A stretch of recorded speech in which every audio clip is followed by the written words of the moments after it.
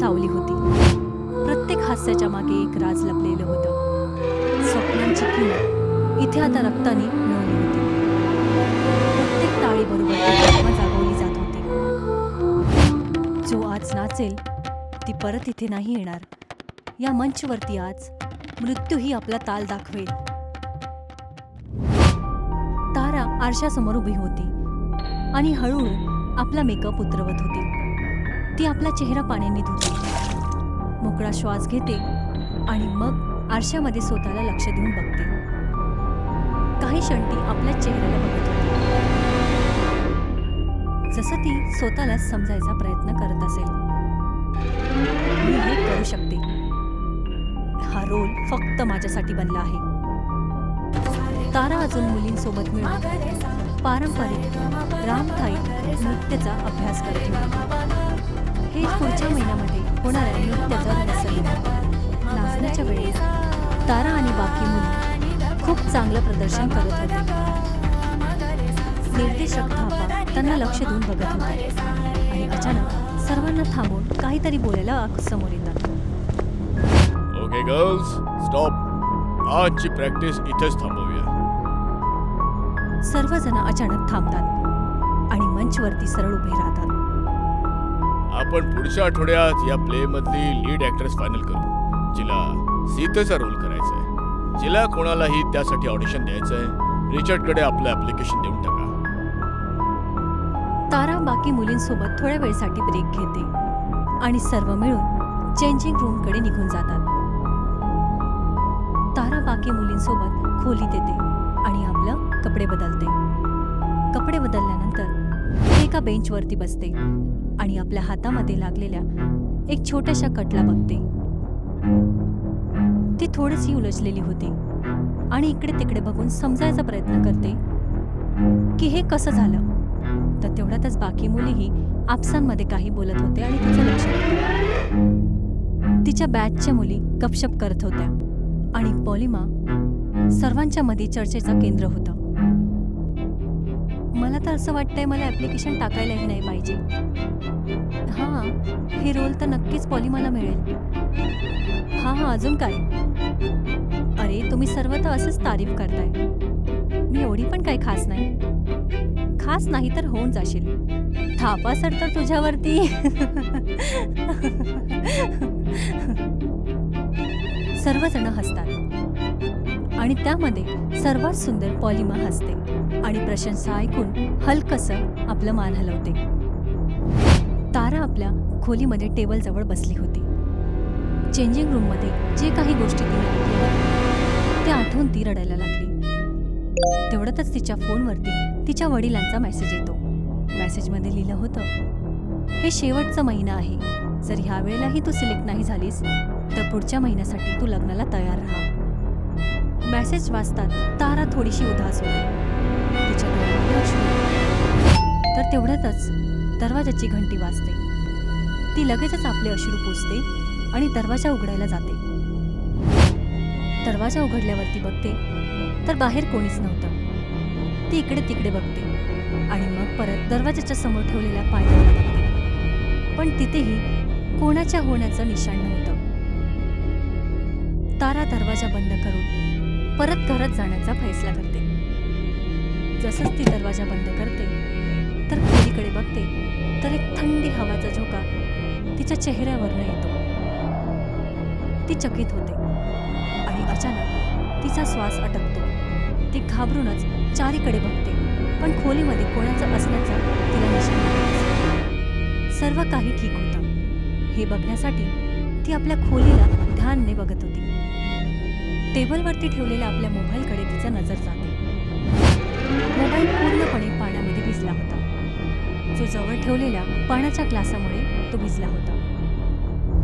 ती मोबाईल चालू करायचा प्रयत्न करते, पण मोबाईल हा काम नाही करत. तारा रागामध्ये आपला मान हलवते आणि रात्रही अजूनच गंभीर होत चालली होती आणि घनदाट आभाळाच्या मागे चंद्र हळूहळू लपत चालला होता.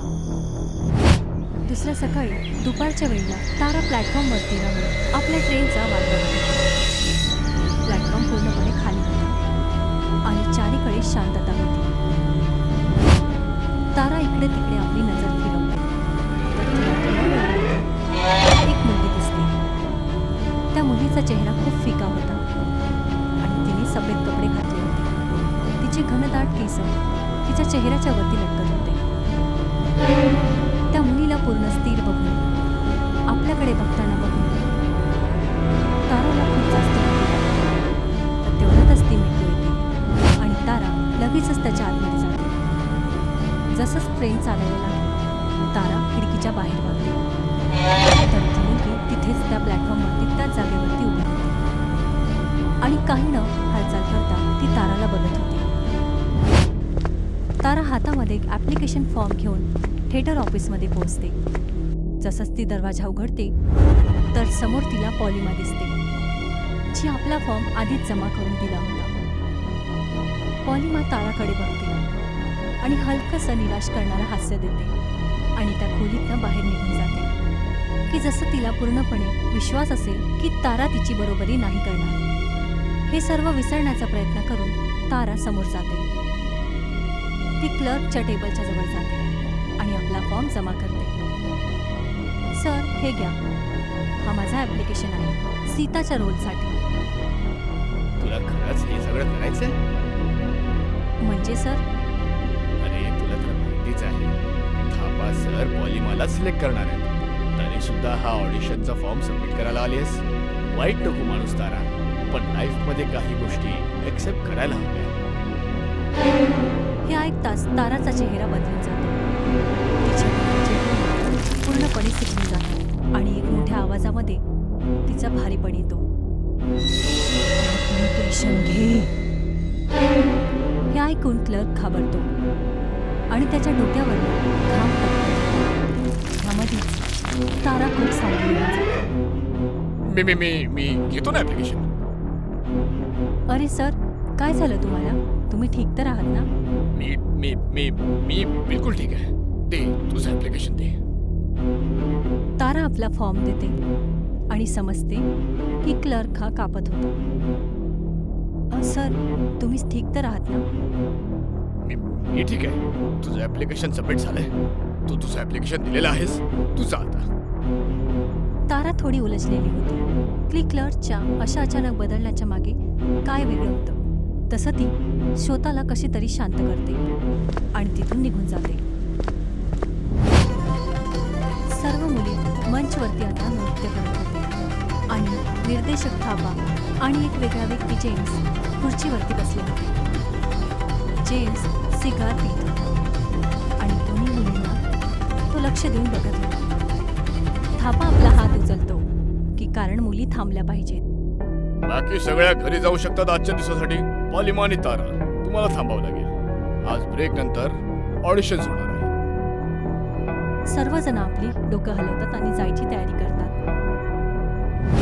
तारा आणि पॉलिमाही बेंचवरनं खाली उतरतात. थापा जेम्सकडे बघतो. कसं वाटतंय?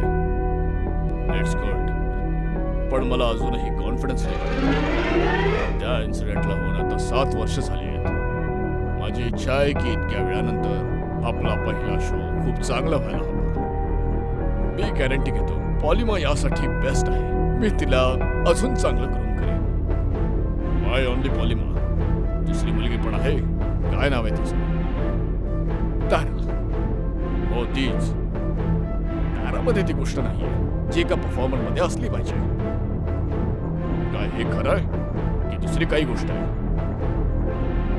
थापा जेम्सकडे बघताना एक हलकासा हास्य देतो. गोष्ट तर आहे. जेम्स उठतो आणि थापाजवळ येऊन उभा राहतो. त्याला घाबरवत सरळ त्याच्या डोळ्यामध्ये बघतो. यू सी थापा, मी या प्लेमध्ये तेव्हाच इन्व्हेस्ट करेन जेव्हा मी कॉन्फिडंट असेल. नाहीतर तू गेलास. लक्षात ठेव, तुम्हाला जे आवडतं ते सगळ्यांनाच आवडतं असं नसतं. ही गोष्ट तू जोपर्यंत तुझ्या डोक्यात भरत नाहीस तोपर्यंत काहीच ठीक नाही होणार. थापाचा चेहरा बदलतो जेव्हा तो जेम्सच्या दबावाला महसूस करतो. तो काहीतरी बोलायचा प्रयत्न करतो पण बोलू नाही शकत. तारा आरशामध्ये स्वतःला बघत होती. आत्मविश्वास कमी आणि हारण्याची भावना तिच्या मनामध्ये भारी होती. मागचा दरवाजा उघडतो आणि समोर पॉलिमा उभी होती. ती ताराजवळ जाते आणि तिचा गला पकडते. तुझ्यासाठी चांगलं हेच असेल की तू चुपचाप आपलं नाव मागे घे. तसं पण तू नाही जिंकणार. स्वतःला उगाच तरी बेइज्जती करण्यापासून वाचवण्याचा चान्स देते, समजलं? तारा बोलू नाही शकली. तिचा चेहरा लाल व्हायला लागला. तेवढ्यातच एक थंड सफेद हात तिच्या खांद्यावर ठेवला आणि पॉलिमाची कला पकडतो. घाबरतच पॉलिमा त्या हाताकडे बघून मागे बघते की ती तीच बाई आहे जिने ताराला मेट्रो स्टेशनवरती बघितलं. पॉलिमा खूप ओरडते.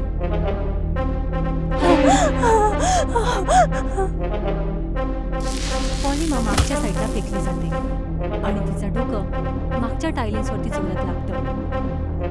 ती जमिनीवरती पडते आणि तारा हे सर्व बघून भीती आणि हैराणीने बघत होती. पॉलिमा पॉलिमा तिथेच बेहोश पडलेली होती आणि तिच्या शरीरामध्ये काहीच हालचाल नव्हती. दुसऱ्या क्षणातच तारा जोरदार पावलाने समोर जात होती. हलक्या हलक्या पावसामध्ये आणि ती आपल्या गळ्यावरती बनलेल्या निशाणांना लपवण्यासाठी आपल्यावरती एक बॅग ओढते. थापा आणि जेम्स एकत्र उभे होते. जेम्स आपल्यावरती छत्री घेऊन उभा होता, तर थापा बिना कोणत्या छत्रीशी उभा होता. पॉलिमाचं शरीर ॲम्ब्युलन्समध्ये घेऊन जात होते.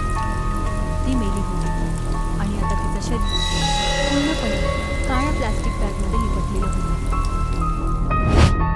ह्याच वेळेला दुसरीकडे तारा मेट्रो स्टेशनवरती बसली होती. ती जोरजोरात रडत होती आणि आपल्या बॅगेला कसून आपल्या गळेशी लावत होती. तर तिथेच थापाचा चेहरा तणाव आणि बेचैनीने भरला होता, जेव्हा तो पॉलिमाच्या मृत्यूला महसूस करतो. काही वेळानंतर तारा एकटीच मंचवरती नृत्य करत होती. तिच्या प्रत्येक चाळीमध्ये एक वेगळाच बदलाव होता आणि ती आपल्या प्रदर्शनाच्या चरमवरती होती. तिचे हात आणि कमर पाय पूर्णपणे सटीक गतीने फिरत होते. तिचे पाय मंचवरती ठेवताच आणि तिच्या बाजूला एक फिकी साडीवाली सफेद बाई तिच्यासोबतच ताळ मिळवून कर आपलं नृत्य करत होती. हे स्पष्ट होत होतं की तीच भूत आहे जी ताराच्या सोबत आहे. आता तिच्यासोबत नृत्य करत होती. असं वाटत होतं की तारा तिच्यासोबतच चालत असेल आणि तिच्या प्रत्येक चालीवरती नियंत्रण करत होती, जसं की कोणती गटकुटली असेल. नृत्याची गती जोरात वाढते. अचानक संगीत थांबतं आणि तिचा हात दरवाजाकडे इशारा करताना थांबतो. ठीक त्याच वेळेला जो थापा प्रवेश करतो. त्याच्या डोळ्यामध्ये राग होता. तो लगेचच ताराच्या जवळ धावत जातो आणि त्याच्या खांद्यांना पकडतो. तारा घाबरूनच रडायला लागली. मला माहितीये तूच पॉलिमाला मारलायस. Stop it. I am getting hurt. You escape the scene, पण माझ्या नजरेपासून नाही वाचू शकणार. लवकर सांग खरं काय आहे, नाहीतर. तारा अचानक आपले मान वाकवते आणि हळूहळू आपलं डोकं उचलते. तर तिच्या डोळ्याचे पुतळे पूर्णपणे चिमटतात आणि तिच्या चेहऱ्यावरती एक रहस्यमय हास्य येतं. नाहीतर काय बेबी, परत मारशील? थापाला भीतीमुळे अचानक काहीतरी आठवतं. त्यांना मेलेली आहे. थापाला होश येतो. तो ताराला मागे करतो आणि मागच्या साईडला फिसलून तो एका जमिनीवरती पडतो. नाही नाही, असं नाही होऊ शकत, असं नाही होऊ शकत. तारा परत सामान्य होते. काय नाही होऊ शकत? नाही नाही, तू माझ्याजवळ येऊ नकोस, माझ्याजवळ येऊ नकोस. तारा त्याच्याजवळ येते, पण थापा आता घाबरतच त्या खोलीतून बाहेर जातो आणि तारा तिथेच उभी राहते, पूर्णपणे भ्रमित होऊन. थापा लगेचच धावत आपल्या कारमध्ये जाऊन बसतो. जसंच तो जोरात आपली कार चालवतो आणि एक जोरात मोड घेतो, त्याचं नियंत्रण बिघडतं आणि कार आणि कोणती उलटी होते. दुसरीकडे जेम्स आपल्या बाल्कनीमध्ये उभा होता. साईड टेबलवरती एक चाय ठेवली होती आणि त्याच्या तोंडामध्ये एक सिगार होता. एक सूट घातलेला मॅनेजर त्याच्या जवळ येतो आणि कानामध्ये काहीतरी बोलतो. जेम्स हळूच आपला मान हलवतो आणि हलकसं डोकं फिरून मॅनेजरकडे बघतो. कॉल मिया नाव. मॅनेजर सहमतीमध्ये आपलं डोकं हलवतो आणि तिथून निघून जातो.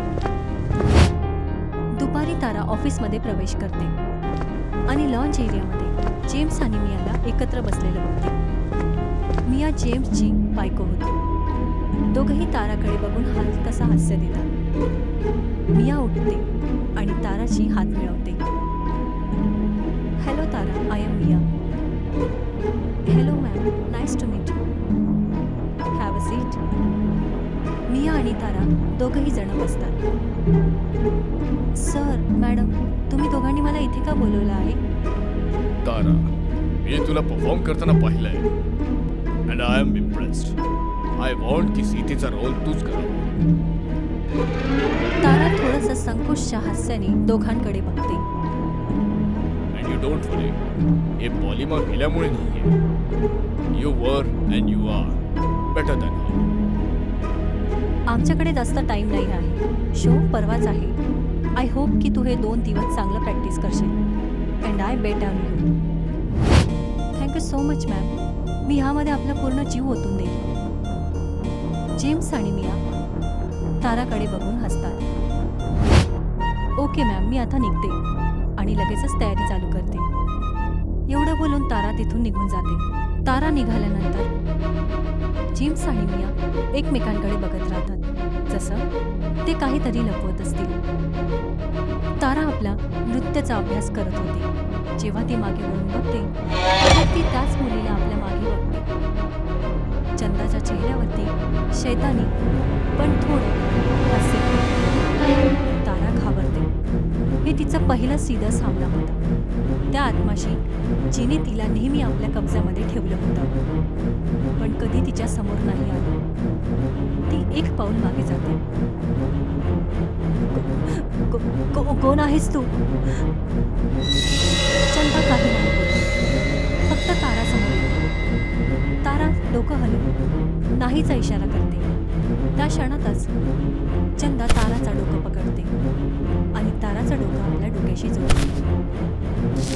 एक खूप मोठी रोशनी येते आणि ताराला एका ऑफिसमध्ये घेऊन जाते. 7 वर्षाआधी चंदा तिथेच एक नाटक प्रस्तुत करत होती आणि तिच्या उपस्थितीत जेम्स तिला बघून आपली नजर त्याच्यावरती ठेवतो. दुसऱ्या क्षणातच चंदा जेम्सच्या घरी जाते आणि त्याला भेटते. I am pregnant. हे नाही होऊ शकत. I am married. मुलगा अबॉर्ट करून टाक. नो जेम्स, मी असं नाही करणार. तुला माझा हक्क द्यावा लागेल. नाहीतर मी सर्वांना खरं सांगेन. तुझी सर्व इलिगल बिझनेस आणि बाकी सगळं काही. जसंच ती मागे जाते आणि विरोध करते तर मागून तिला कोणीतरी रॉड मारतो, ज्याने ती लगेचच बेहोश होते. ती जमिनीवरती पडते. तिचा चेहरा आणि फर्श पूर्णपणे लाल होतो. अंधारामध्ये हमला करणारा समोर येतो, तर तोच क्लर्क जिने ताराचा मजाक उडवला होता आणि तिच्या बेहोश शरीराला तो सीडींवरनं खेचतो. जसंच तो तिला खाली ढकलणार होता, क्लर्कला समजतं की ती अजूनही जिवंत आहे. साहेब, ही मुलगी तर अजूनही जिवंत आहे. जेम्स क्लर्ककडे बघतो आणि मग चंदाकडे. दोघंही विचारात डोबले होते की या हालातला आपल्या पक्षामध्ये कसं मिळू शकतो. तेवढ्यातच एक हात चंदाचं डोकं पकडतो. जेम्स आणि क्लर्क ह्याला बघून दंग होता. तो हात तिला मारून खेचतो आणि एका जवळ ठेवलेल्या बालदीच्या मध्ये पुढे तेवढ्यातच माहिती पडतं की ही मी आहे. चंदा घाबरूनच जागी होती, कापते आणि आपल्या जीवासाठी भीक मागते. प्लीज मला. मिया परत चंदाचं डोकं त्या बालदीमध्ये बुडवते. चंदाचा आता श्वास दबत चालला होता आणि लगेचच तिचा मृत्यू होतो. काही वेळानंतर तिचं शरीर प्रवेशद्वाराच्या समोर पडलं होतं आणि मागून पोलीसच्या सायरनचा आवाज येतो. सगळीकडे येतो. ताराने जे काही आता बघितलं होतं ती त्याला घाबरून खाली पडते आणि तिची होप भीतीमुळे कापत होते. आज शोचा दिवस होता. तारा मंचवरती आपल्या नृत्याचं प्रदर्शन करत होती आणि दर्शक लक्ष देऊन तिला बघत होते. ह्याच वेळेला जेम्स आणि मिया लॉफ्टच्या सीडींवरनं खाली आले. ठीक त्याच जागेवरती चंदाही उभी होती जिथे सर्व काही सुरू झालं होतं. जेम्स आणि मिया दोघांनाही खेचलं जातं आणि ते वॉशरूमकडे जातात जिथे त्यांचा डोळा आरशाशी धडकतो. धडकल्यामुळे आरसा पूर्णपणे तुटून जातो आणि त्यांच्या चेहऱ्यावरनं रक्त येतं. जसंच रोशनी फडफडते तुटलेल्या आरशामधून ती हसत होती. ती आपल्या शेवटच्या क्षणामध्ये जेम्स आणि मिया एक दुसऱ्यांकडे बघतात आणि त्यांच्या डोळ्यामधून अश्रू येतात. दुसरीकडे प्रदर्शन समाप्त झालं होतं. जेम्स, मिया आणि क्लर्कचे शरीर खाली येतात. दर्शक घाबरतात. तारा हॉस्पिटलमध्ये थापाला भेटायला जाते. तो घायल होता. त्याची खूप हड्डी तुटली होती. तो हळूहळू ठीक होत होता आणि मग बोलतो, सो यू नो एव्हरीथिंग नाव. हां, मी बस हेच विचारणार होती. तिने फक्त तुला चंदाच्या मर्डरमध्ये माझा काही हात नव्हता. मी फक्त ही गोष्ट लपवली. हीच माझी चूक होती. म्हणून मी डिसाईड केलंय की हा शो मी पुन्हा स्टार्ट करेन. माझ्याकडे काही नवीन इन्व्हेस्टर्स आहेत. Will you be the part of it? Tara त्याच्यासमोर हसते आणि सहमतीमध्ये आपलं डोकं हलवते.